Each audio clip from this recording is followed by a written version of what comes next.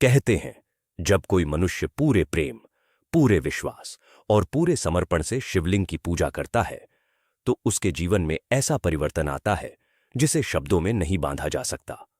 आज हम जानेंगे वो 10 ऐसे रहस्य जो स्वयं महादेव ने माता पार्वती से कहा था। नंबर 1, कैलाश पर्वत, जिसे शांत हिमालयी दृश्य भी कहा जाता है। कैलाश पर्वत पर उस समय गहरी शांति थी। चारों ओर हिम का उजाला, मंद मंद हवा और बीच में भगवान शिव ध्यानमग्न बैठे थे। माता पार्वती उनके पास आईं। उनके चेहरे पर कोमल मुस्कान थी, पर आंखों में एक प्रश्न भी था। पार्वती कहती है, स्वामी, एक बात पूछूं? शिव बोले, पूछो देवी, तुम्हारे प्रश्न ही तो ब्रह्मांड के रहस्यों को जगाते हैं। पार्वती कहती है, आपका यह लिंग रूप, इसकी पूजा क्यों की जाती है? और जो मनुष्य श्रद्धा से शिवलिंग की पूजा करता है, उसके जीवन में क्या होता है? नंबर 2, मेन शिव, सृष्टि का रहस्य बताते हैं। देवी, यह प्रश्न साधारण नहीं, बल्कि सृष्टि का हृदय है। जब सृष्टि का कोई नाम रूप नहीं था, तब केवल ऊर्जा थी। वही मैं हूं, वह चेतना जो न आरंभ जानती है न अंत। उस निराकार तत्व को लोग लिंग के रूप में पूजते हैं, क्योंकि वह सृष्टि का मूल चिन्ह है। पार्वती कहती है, पर प्रभु, मनुष्य तो इसे केवल पत्थर या मूर्ति समझकर पूजते हैं। शिव, देवी, वह पत्थर नहीं, वह ब्रह्मांड का केंद्र बिंदु है। शिवलिंग चेतना का वह स्वरूप है जहां सब कुछ समाप्त भी होता है और आरंभ भी। नंबर 3, मेन शिव बताते हैं, पूजा का अर्थ क्या है? कहते हैं, देवी, जब कोई मनुष्य श्रद्धा से शिवलिंग की पूजा करता है, वह दरअसल अपने भीतर की चेतना को जागृत करता है। वह जो जल चढ़ाता है, वह अपने मन की गर्मी, अपनी वासनाएं, अपना क्रोध सब मेरे चरणों में अर्पित करता है। जो दूध चढ़ाता है, वह अपनी पवित्रता का संकल्प करता है। जो बेलपत्र चढ़ाता है, वह कहता है, हे प्रभु, मेरे 3 दोष, अहंकार, लोभ और क्रोध नष्ट कर दो। नंबर 4, में आध्यात्मिक रहस्य बताते हैं। भोलेनाथ आगे कहते हैं, देवी, जो व्यक्ति प्रतिदिन शिवलिंग का ध्यान करता है, उसके जीवन से भय मिट जाता है, क्योंकि जब वह शिवलिंग देखता है तो वह समझता है कि जीवन और मृत्यु दोनों एक ही चक्र के हिस्से हैं। जो मृत्यु से नहीं डरता, वही सच्चा जीवित है, और जो जीवित है वही मुझे पा सकता है। पार्वती कहती है, प्रभु, क्या केवल पूजा करने मात्र से ही मनुष्य पवित्र हो जाता है? शिव, नहीं देवी, पूजा का अर्थ केवल कर्म नहीं, भावना है। जिसने एक बूंद जल भी सच्चे मन से अर्पित किया, वह मुझ तक पहुंचता है। पर जिसने सैकड़ों लोटे जल चढ़ाए, पर भीतर अहंकार रखा, वह मुझसे दूर ही रहा। नंबर 5, में मनुष्य के जीवन पर प्रभाव बताते हैं।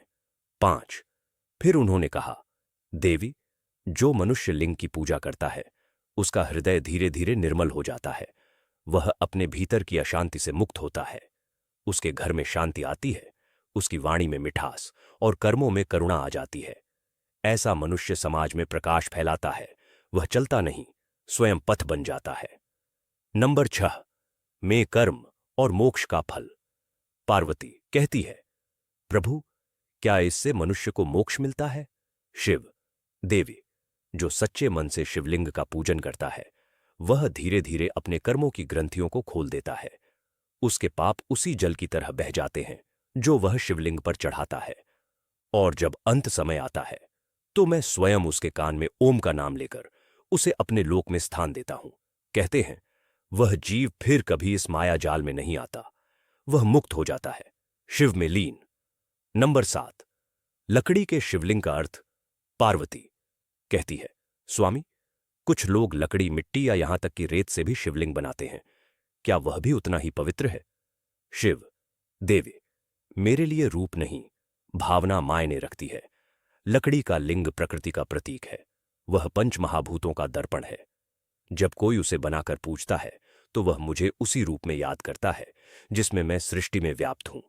मैं पत्थर में नहीं, मैं हर कण में, हर वृक्ष में, हर श्वास में हूं। नंबर 8, भोलेनाथ का आशीर्वाद। शिव ने मुस्कुराते हुए माता पार्वती का हाथ थामा और बोले, देवी, मनुष्य जब लिंग की पूजा करता है, तो वह मुझसे कुछ मांगता नहीं, बल्कि अनजाने में स्वयं को मेरे हवाले कर देता है।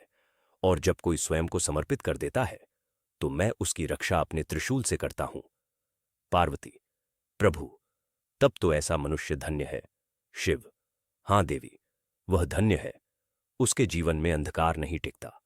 उसकी राह में यदि कठिनाइयां भी आती हैं तो वे केवल उसे और दृढ़ बनाने आती हैं। भोलेनाथ ने कहा था, जो मुझे श्रद्धा से पुकारे मैं स्वयं उसके भीतर प्रकट हो जाता हूं। नंबर 9, शिव का अंतिम संदेश। देवी, जो मनुष्य प्रतिदिन मुझे स्मरण करता है वह अपने जीवन को तब बनाता है। शिवलिंग की पूजा उसे भौतिक सुख ही नहीं बल्कि आत्मिक बल भी देती है। वह व्यक्ति संसार में रहकर भी संसार से परे होता है। उसकी दृष्टि में सब समान, न मित्र न शत्रु, केवल सत्य। नंबर 10, निष्कर्ष यह निकलता है, तो भाइयों और बहनों, जब भी आप शिवलिंग पर जल चढ़ाए, याद रखिए आप पत्थर पर नहीं बल्कि ब्रह्मांड के सबसे पवित्र ऊर्जा तत्व पर अर्पण कर रहे हैं। हर बूंद में आपकी भक्ति झलकनी चाहिए, हर बेलपत्र में आपका विनम्र हृदय, क्योंकि शिवलिंग केवल पूजन का माध्यम नहीं, वह सृष्टि की आत्मा का प्रतीक है। और जिसने सृष्टि की आत्मा को पहचान लिया वह फिर कभी अकेला नहीं रहता। उसके जीवन में चाहे कितनी भी आंधियां आए, भोलेनाथ उसकी रक्षा करते हैं। हर हर महादेव, जय भोलेनाथ, जय महाकाल।